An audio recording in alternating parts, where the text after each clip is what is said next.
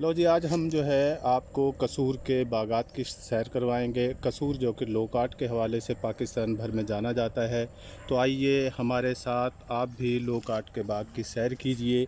ये हमारे सामने खूबसूरत लोक आर्ट जिनका रंग ज़र्द है और ये खाने में खुश जायका भी हैं और इनके फ़वाइद बहुत हैं। तो आइए हम लोक आर्ट के बाग की सैर करते हैं जो कि कसूर के अंदर वाक़ है।